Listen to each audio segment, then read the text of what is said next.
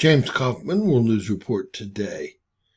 Ladies and gentlemen, we're going to do a quick volcano update because we have several situations that need to be discussed.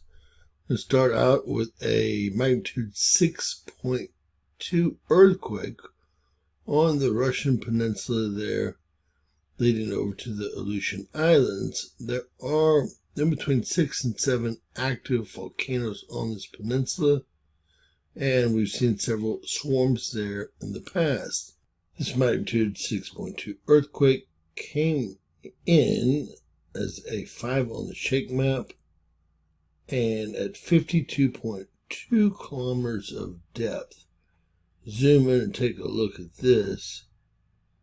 You can see that, well, the USGS would only cover aftershocks that were 4.0 or greater.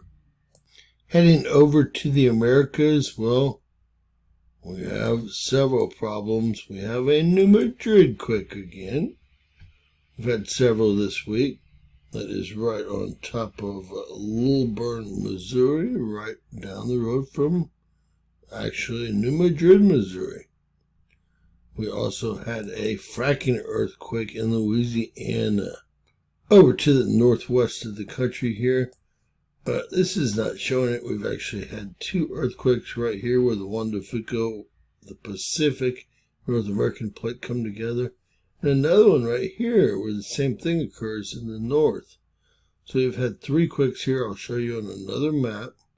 The USGS won't cover anything in Canada, as you can see here. Adding to that, we've had a earthquake right here on top of Mount St. Helens. Just a 0.6 at 6.2 kilometers. So nothing to really worry about at this time. We've also seen activity, more than 1 earthquake, over here in Yellowstone.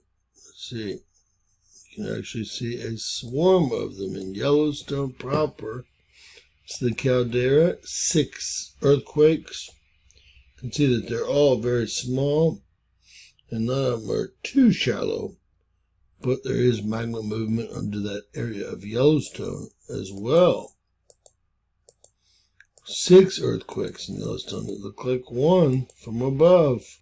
All right, we have one more thing I'd like to discuss here in the U.S.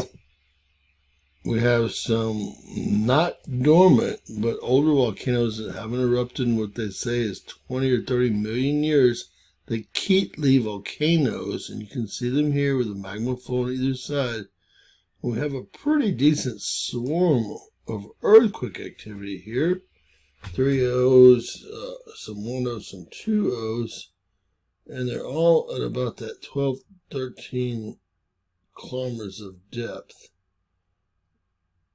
I don't know why this one would be red here. This is the biggest one for sure. But let me say that this came in as a 5 on the ZYF, a 5 on the shake map. Something here is going on, and I don't see any type of mining in the area. You can see that they're a little bit more spread out than we thought. Again, these are volcanoes, a volcanic ridge that runs all the way from Salt Lake City and then outward. We call this the central overthrust. So we also have the Uinta National Forest and the Uinta Indians in this area. I did some coal bed methane drilling in this area. But this is an older volcano, and this is a swarm out of nowhere. All right, let's get started with the Cascade subduction zone here. We see that 4.0 there. Then we have a 4.5 here and a 4.2 here. And you can see that they're both right where the North American, Pacific, and Juan de Fuca plates meet on the north and south boundaries. I don't like it. This is that energy being pushed around the North American plate. Now that we've had another 6.2 in Russia, that's moving up from Japan. Now more energy pushing to this area. Moving over, the Aegean Sea is just rocking and rolling. Remember, 6 months ago, we hadn't seen a single earthquake there in years. And I told y'all this was going to start to light up. We also have a volcano awakening here. And this is going to be, well, biblical. We'll just put it like that. All right, around the biggest caldera on Earth, we have a 4.3, a 5.0, and the story of the day, I guess, though we have a 5.3 here, right here where the North American Pacific, Eurasia, and Indonesia plate meet here in Japan. We have a lot of activity, especially around Fukushima, and this awakening volcano. The big quake of the day is going to be this 6.2 magnitude earthquake. Main source USGS, 6.2, 10 kilometers of depth. We'll see if that's a default or not. The French came in at a 6.0, 10 kilometers of depth. We'll get some detailed information on that quake right now. So we have a New Madrid quake. We have a swarm in Wyoming next to an old active volcano, or a volcano that was active.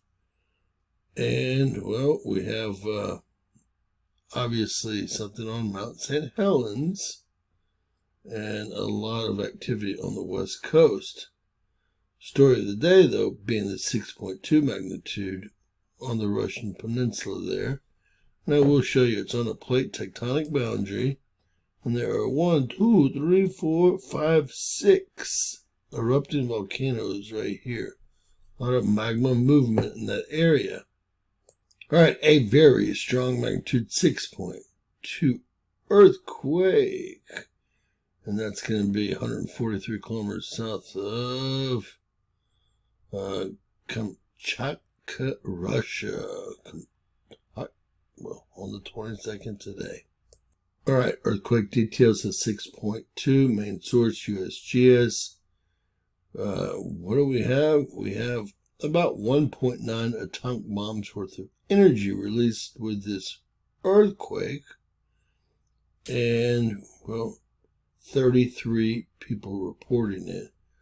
It's sparsely populated, to say the least. Get some more detailed information down here.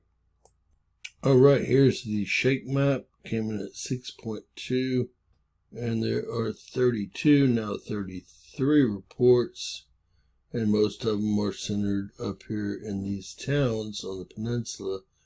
Again, there's no population down here that would have felt this. This was centered offshore on that plate tectonic boundary. I'm surprised that there was not a tsunami warning along with this. All right, comparing this earthquake reported by different agencies, USGS 6.2, 52 kilometers of depth. Germany came in at 6.2 also, default depth 10 kilometers, asterisk. A depth of 10 kilometers often means that the depth of the quake could not be determined with sufficient accuracy. Then we have the French coming in at 6.02. Makes me feel like this is a bigger quake. Also a default depth 10 kilometers, Raspberry Shake a 6.1, default depth 10 kilometers. We've got the Europeans coming in at 6.2, 55 kilometers. The Incorporated Research Institute for Seismology is coming in at 6.2, 52 kilometers. Are they following the USGS again? Golly, what a waste of a corporation, right? And next we have the Italians coming in at 6.3, 31 kilometers of depth. And finally, the Australians coming in at 6.17, about a 6.2, 58 kilometers worth of depth. So in summary, the story of the day, this so far, the 6.2 magnitude earthquake over on the Russian peninsula, associated with plate tectonic boundary and 6 erupting volcanoes. We've had a New Madrid quake here in the U.S., although very small, a 10 1.1 kilometers. We've had a quake on top of Mount St. Helens, a swarm up near Anchorage, Alaska. We've actually had 3 quakes on the Cascadia subduction zone, as we saw on the other map. And, well, obviously we have a swarm going on at Geyser's geothermal plant. And this one we talked about here, associated with this old volcanic ridge right here. And, well, really a pretty decent sized swarm here, as we can see. All the decent sized quakes, 3.0 and a 4.7 being the largest one. The only other things I'd like to mention is this new fracking earthquake where they started fracking in Louisiana, right? It's going to be happening just like Midland here and Pecos here soon. And, well, all the activity, of course, in the Los Angeles area associated with the Walker Lane fault line separating from the San Andreas fault line. And, well, we'll see how that ends up. That said, God bless, guys. Please share. Please subscribe. Make sure you give us a thumbs up on the way out if you haven't. And always remember that anything's possible in Bizarro World. Thank you and God bless.